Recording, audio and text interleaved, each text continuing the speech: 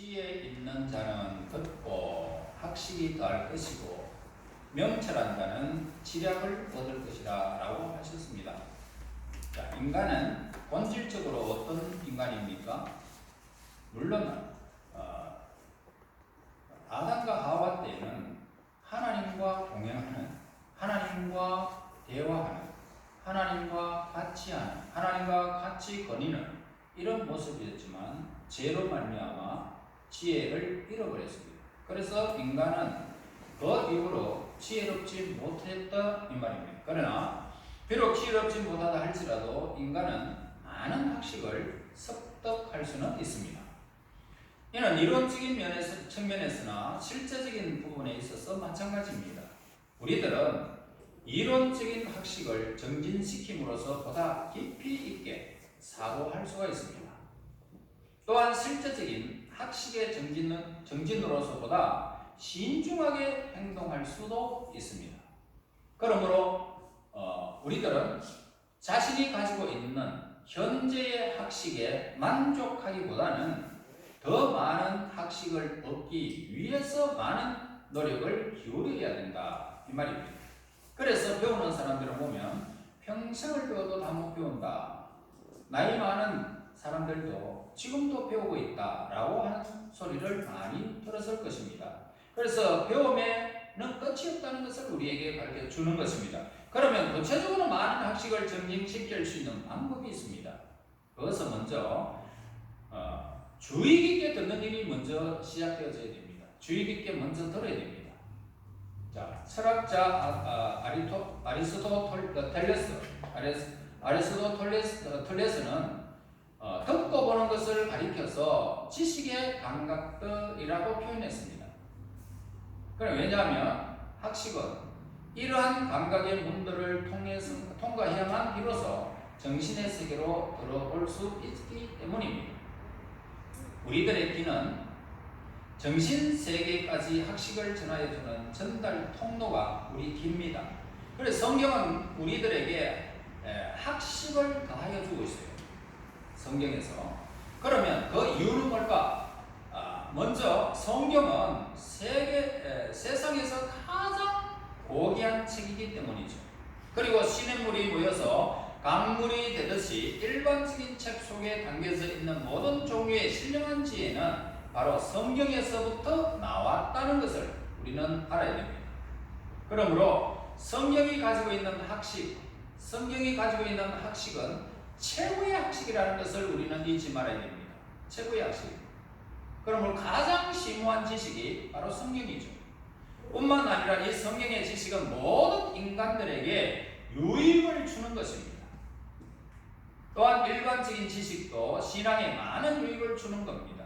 즉, 사도 바울의 학식은 그가 복음 사역을 할 때는 큰 도움이 되어졌습니다. 솔로몬도 마찬가지입니다.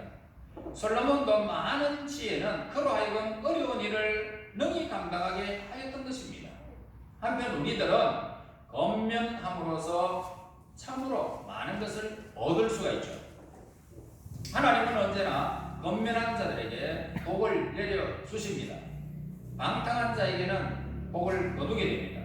그러므로 우리들은 부지런하게 우리들의 학식을 힘써 정진시켜 나가야 하는 것입니다. 6절 보세요. 잠언과 비유와 지혜 있는 자의 말과 그 오묘한 말을 깨달으라. 자, 한 지붕 밑에 사는 가족들의 충고, 그 충고야말로 그 개인의 성격 그리고 재능에 대한 깊은 통찰력을 교훈해 주는 것이다 할 수 있습니다. 가족들의 충고, 그 충고는 그들의 일상생활에 직접적으로 영향을 미치게 됩니다. 현실적인 그런 웅계나 교훈, 또한 입에서 입으로 전달되어지는 그런 후전적인 그런 요소가 잠언의 대부분을 차지하고 있습니다. 이러한 가족들의 말은 외형적인 것뿐만 아니고 한 개인의 내적인 생활을 지적해 주기도 하는 것입니다. 그러나 이러한 성격의 잠언은 세세토록 이어질 높은 차원의 것에는 속하지 못하고 일반적이고 통속적인 것, 그것이 대부분이다 그렇게 할 수 있습니다. 하지만 이렇다 평범한 격언이나 잠언은 실상 우리들의 생각이 분고까지 잠재되어 있어서 세상에 있는 모든 법령, 법규 그보다도 더 강하게 우리들의 생활 방식을 잠언서에서 우리가 통제한다는 것입니다. 그래서 우리들은 잠언에서 실제적인 지혜에 대한 교훈을 발견하게 되어집니다. 그리고 그러한 교훈들은 커다란 원리 위에서 근거를 두고 있기 때문이죠. 그래서 그 원리는 영원한 진리로 연결되어집니다. 뿐만 아니라 하나님께서 불변하듯이 그 원리 또한 불변하다는 것입니다. 잠언에 등장하는 이 교훈의 그 말씀들은 모든 시대, 모든 나라, 모든 사람들에게 한결같이 적용된다는 것을 우리는 잊어서는 안 될 것입니다. 자, 즉 뭐냐면 잠언에 있어서만큼은 결국 인류는 어떻게 해요? 하나다. 그리고 잠언의 기자들은 그들이 누구든 간에 인간과 사물에 대한 매우 심오한 지식을 가지고 있었다라는 것을 우리는 발견하게 되어집니다. 그들은 결코 풍부한 경험으로 심오한 지식을 기록하였다는 것입니다. 따라서 우리들은 이 잠언에 나타나는 여러 가지 원리들을 분명하게 말할 수 있고 그 말씀들은 우리들의 행동의 척도라 여길 수 있습니다. 또한 이 잠언의 전체의 목적들이 있다면 특히 젊은이들과 경험이 부족한 어리석은 자들을 일깨워주는 것입니다. 그러므로 잠언은 그러한 자들을 행복으로 평강으로 그 길로 인도해 주는 것이 잠언입니다. 여러분들이 잠언만 이렇게 우리의 삶에서 적용 잘 시킬 수 있는 지혜와 명철과 지식을 슬기로움을 우리가 얻게 되어지면 우리는 이 땅에 살아가는 데에 성공적인 삶을 살아가게 될 것입니다. 7절 보겠습니다. 여호와를 경외하는 것이 지식의 근본이거늘 미련한 자는 지혜와 훈계를 멸시하느니라 라고 했습니다. 네, 자, 하나님에 대한 경외심은 하나님의 존재에 대한 계속적인 존경심입니다. 그리고 아울러서 하나님께 대한 인간의 책임 의식이라는 것입니다. 하나님께서 존재하신다는 사실을 인격적인 하나님, 스스로 말씀을 통하여 사랑하시고 그리고 거룩하시며 의로우시다는 사실을 계시함으로써 나타내신 것입니다. 그래서 이 말은 뭐냐면 곧 하나님께 대한 이 경외심, 하나님께 대한 이 경외심은 우리들 자신과 주관적인 사고나 감정적으로부터 나온 것이 아니고 바로 하나님의 말씀을 의지하는 데서 나왔다는 것입니다. 하나님을 경외하는 것은 하나님의 말씀에 의지하여 우리에게 나오는 것입니다. 그러니까 인간적인 주관적인 것이나 감정적으로 이루어진 것은 가정적으로 우리가 이루어질 수는 있지만 하나님을 경외하는 것은 하나님의 말씀을 의지하여서 그 말씀에 따라서 나왔다는 것입니다. 그렇다면 왜 이런 경외심이 지식의 근본이 되느냐라는 질문입니다. 자, 지식이라는 것은 뭡니까? 사물에 대한 바른 인식을 말하고 있습니다. 또한 그 인식을 삶에 적용시키는 능력이 지식이라는 것입니다. 그러니까 이렇게 볼 때에 이 세상에 살고 있는 사람들이 사물에 대한 원리나 인식이 부족하다면 그들은 삼는 지식 역시 올바른 토대에서 출발할 수가 없더라는 것이죠. 그리고 이 지식은 영혼의 양식이 되기 때문인데 그러면 영혼이 뭘까? 영혼은 무엇으로 채워질 수 있으며 그 축적된 능력이란 뭘까? 또한 그 능력은 무엇을 위해서 사용되어서야 하느냐? 이러한 모든 질문들은 하나님 안에서 해답을 얻을 수가 있다는 것입니다. 인간은 본질적인 문제에 대한 그런 해답은 어떤 철학자나 과학자에게 있는 것이 결코 아닙니다. 본질적인 문제는 이 세상의 어떤 지식으로도 우리의 본질을 캐낼 수가 없습니다. 그 본질은 오직 하나님 안에만 그 문제의 풀이가 거기에 있습니다. 답이 있습니다. 그러므로 우리들의 영혼을 양육하고 훈련시킬 수 있는 지식은 반드시 뭐요? 하나님을 인식하는 것에서부터 시작되는 거예요. 그리고 그 인식되어졌다면 신앙생활을 하면서 점진적으로 발전되어지고 결론이 나게 되는 것입니다. 그리고 단순한 사실들의 축적으로 이루어진 지식은 삶에 아무런 효과를 줄 수가 없습니다. 만일 우리들이요 점점으로 사회와 가정과 여러분들 자신에게 무언가를 공헌하기를 원한다면 그 무엇보다도 먼저 하나님께 대한 경외가 여러분들의 사상과 삶 속에 나타나야 하는 것입니다. 그리고 이러한 경외는 하나님께서 먼저 여러분들에게 대하여 자세히 알고 계신다는 사실부터 시작해야 된다는 거예요. 그러니까 나의 근본은 하나님부터 시작된다는 것을 아는 것이 지혜의 근본이라고 합니다. 이 경외심은 하나님께서 인간에게 계시된 사실들을 가장 중요하게 인정하는 것으로 하나님의 뜻을 인간의 내적인 법칙으로 이렇게 세우는 것을 의미하는 것입니다. 그러나 우리 사람들의 마음에서요 하나님께 대한 존경의 정신이 사라지게 하였던 것은 뭐냐면 바로 우리들의 자유로운 신학 때문이라는 거죠. 즉 이제 사람들은 땅에 있는 왕뿐만 아니라 하늘에 계신 왕까지도 존경하지 않게 된 것입니다. 세상 사람들한테 한번 물어보세요. 대통령을 바지가에 때처럼 여기는 사람들 얼마나 많습니까? 하나님도 마찬가지 그렇게 생각하는 거예요.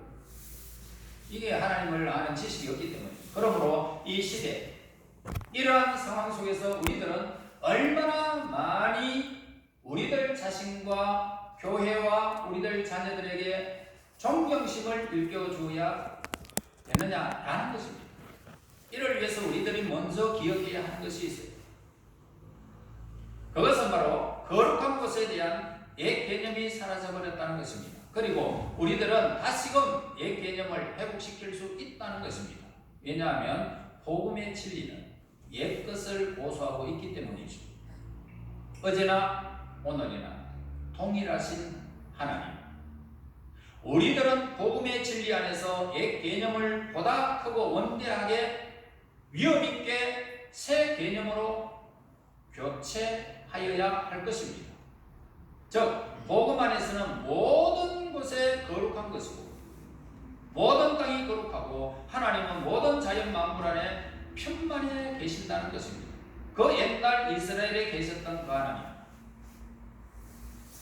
지금도 여기에서 우리의 예배를 받으시는 분이십니다. 시내산에서 모세와 만나서 대화하셨던 하나님 여기서 우리 한 사람 한 사람과 대화를 말씀으로 대화를 나누시기를 원하시는 하나님 여기도 똑같습니다. 하나님은 지금도 하나님의 사람들을 만나고 싶어하는 하나님이십니다. 하나님은 언제나 먼저 오셔서 우리들을 반기고 있습니다. 그래서 오늘 저와 여러분들이 하나님을 찾고자 하는 자는 만나게 됩니다. 왜요? 먼저 와 계시기 때문에. 엄마가 방에 있어서 저게 자고 있을 때 아이가 학교 갔다 와서 엄마 하고 찾아야 됩니다. 왜냐하면 엄마가 지금 방에 있는데 찾으면 만나게 된다는 겁니다. 왔나? 잠결에도 얼마든지 엄마의 목소리는 항상 열려 있습니다. 그러므로 시내산에 모세와 함께 해주셨던 그 하나님 오늘도 똑같이 우리에게 모세의 그 능력을 우리에게도 똑같이 부어주시기를 원하시는 분이십니다. 그 하나님은 언제든지 모든 자연 현상들 속에서 자신을 계시하시면서 스스로 모든 것에 계시는 분이십니다. 이러한 새 개념은 우리들 마음속에 있는 고정된 옛 개념에서 돌아서서 그 사실을 받아들이라는 것입니다. 우리들은 보다 폭넓은 전통적이고 심한 종교심을 가지고 모든 것에서 하나님을 바라보아야 할 것입니다. 여러분 일상생활 모든 것에서 하나님을 바라볼 수 있는 경외심 이것이 바로 하나님 지혜의 근본인 것입니다. 왜냐하면 인간이 어디 있든지 하나님을 찾으면 그곳에서 반드시 하나님이 계시하시기 때문입니다. 또한 우리들은 모든 진리 안에서 예수님을 발견해야 하는 것입니다. 말씀이 육신이 되어 우리 가운데 갔으니 그 영광을 보니 아버지의 독생자의 영광이요 은혜와 진리가 충만하더라. 성경은 참으로 어떤 오류도 없는 하나님의 말씀, 예수님에 대한 말씀입니다. 과학이 있습니다. 문학이 있습니다. 철학이 있습니다. 종교 등이 있습니다. 그 문제에 대한 결론적인 해답은 최종적인 안내자가 성경이라는 것입니다. 그런데 여기서 우리들이 단지 성경 자체만을 존경한다면 그러한 존경심은 쉽게 사라지고 말 것입니다. 사람들은요, 이 성경책을 오직 신의 책이라고 생각하는 사람들이 많습니다. 그래가지고 이것을 또 우상성기듯이 하는 사람들이 있어요. 여러분, 이 말씀은 나를 향한 하나님의 말씀일 뿐이지 이게 우상이 돼서는 안 됩니다. 말씀을 우리는 존경하고 그 말씀을 발견하는 자가 되어져서 이 성경을 늘 읽고 묵상하고 그 말씀 안에 내가 내 삶을 던져야 되는데 그렇게 하지 아니하고 이 자체만으로 어떤 능력이 있는 것으로 생각해서 안 된단 말이에요. 나의 것으로 받아들이지 않으면 아무것도 아니에요. 그래서 우리가 성경을 중요시하는 이유가 뭡니까? 이 모든 성경은 창세기부터 계시록까지 예수님을 전가하고 있습니다. 하나님의 아들 예수님을 전가하는 것이 성경입니다. 태초에 하나님이 천지를 창조하십니다.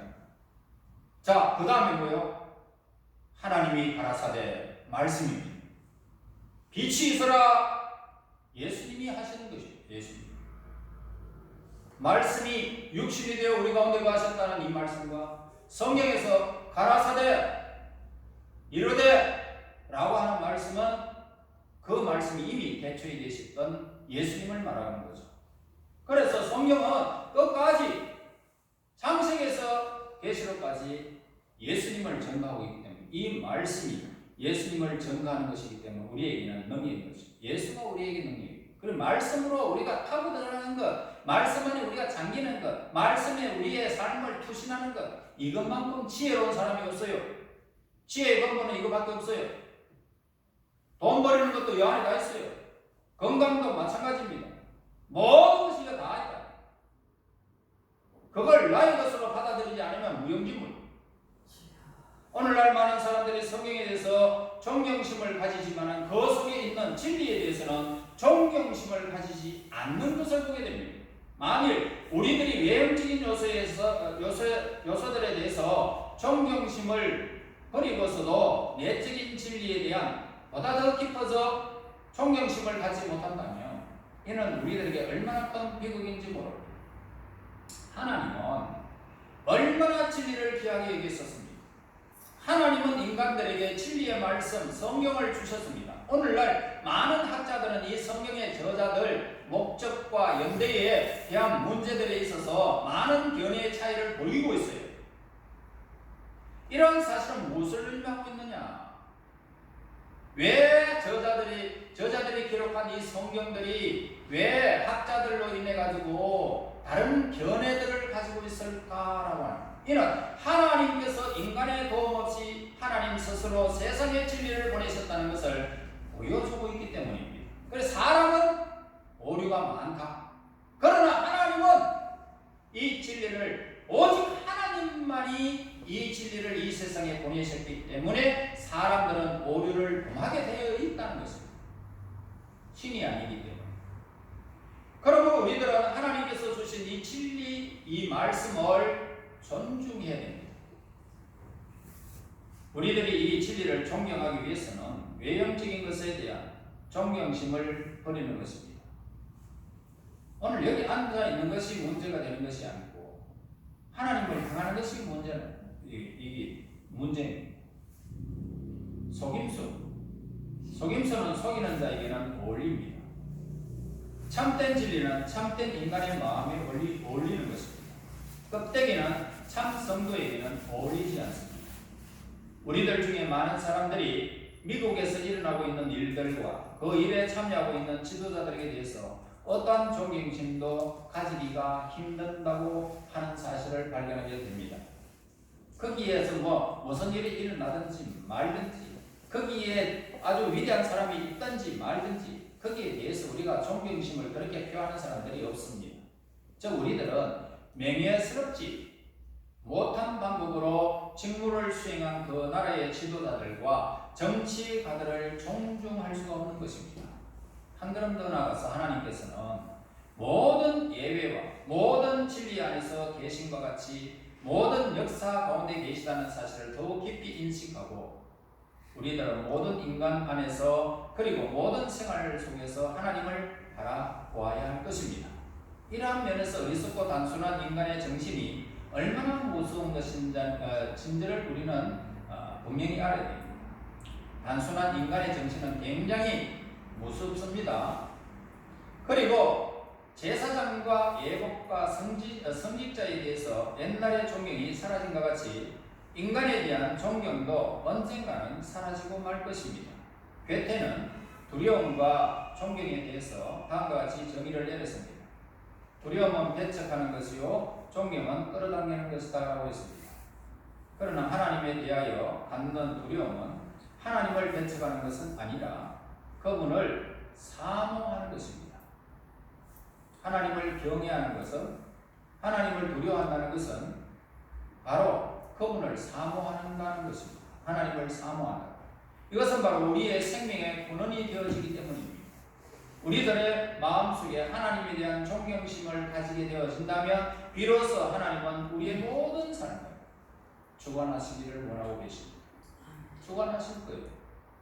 뿐만 아니라 이러한 존경심은 우리의 이성의 근원이 되기도 한 것입니다. 따라서 하나님을 존경하는 우리들에게는 이성적인 활동이나 상업적인 활동이나 학업이나 유머스러운 생활이나 선한 웃음 등을 갖는 것은 매우 좋은 일이라고 할 수 있습니다.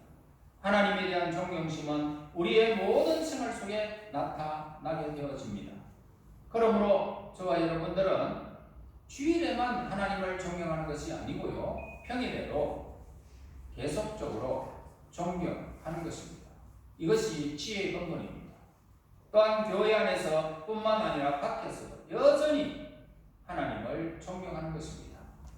결론적으로 우리들은 기존에 가져왔던 부분적이고 소멸적이며 미신적인 그런 존경의 개념에서 탈피하여 보다 원대하고 고귀하고 신성한 존경심을 가지고 살아가는 것이 지식의 근본임을 우리는 오늘 성경에서 우리에게 말씀해 주고 있습니다. 그래서 오늘 우리는 이 땅 위에 살아가면서 하나님을 경외하는 것이, 그리고 내 일상생활 모든 생활에서 하나님께서 부르시면 만나고, 그리고 우리의 모든 일거족 일터석을 함께 하시며 선한 그 손길 아래 내가 있다는 사실을 알고 믿음으로 그분과 함께 늘 동행하는 삶, 이 삶이 바로 지혜의 근본입니다. 이 지혜의 근본을 잘 깨닫게 되어지면 이제 여러분들은 사물을 분별하고 하나님의 어떠한 하나님인 줄 여러분 알게 되어졌을 때에 그것이 뭐냐 하면 명철입니다. 그래서 이 명철한 사람은 하나님을 기쁘시게 할 수 있습니다. 여러분들의 삶에서 하나님을 아는 지식, 그것이 명철입니다. 명철함으로 하나님을 아는 지식이 더해서 하나님의 기쁨이 되어지는 저와 여러분의 삶이 되어져서 이 땅에 살아가는 날 동안 평강 가운데 살 것이고, 믿음으로 행하되 하나님께서 그 손길에 복을 주시고 발걸음에 복을 주시는 그것을 늘 전도하면서 살게 될 것입니다. 누리게 될 것입니다. 이 영광이 저와 여러분들에게 있어서 지식의 근본된 이 사실을 깨닫고 명철하여 하나님 앞에 영광이 되어지는, 하나님의 기쁨이 되어지는 저와 여러분의 삶이 되시기를 예수님 이름으로 축원합니다. 하나님 아버지 감사합니다. 오늘도 지혜의 근본임을 우리에게 가르쳐 주시고 하나님 앞에 모든 일들을 온전히 하나님과 동행했던 예성도들을 온전히 깨달아서 우리 하나님께서 허락하시는 이 진리의 말씀 위에 굳게 서서 그 말씀에 따라서 우리의 삶을 온전히 말씀에 투신하여 하나님께서 허락하시는 그 때를 기다리며 또 인도함을 받을 수 있는 믿음의 청지기들이 되게 인도하여 주시고, 특별히 오늘도 진정한 이 원대하고 고귀한 신성한 종교심을 가지고 참으로 하나님의 살아계심을 늘 믿고 우리의 삶 속에서 늘 함께 하심하고 약속하신 그 언약된 말씀을 믿고 따라가서 하나님을 아는 지식 속에 명철함이 더하여 하나님의 기쁨이 되어질 수 있도록 인도하여 주시옵소서. 예수님 이름으로 기도하옵나이다. 아멘.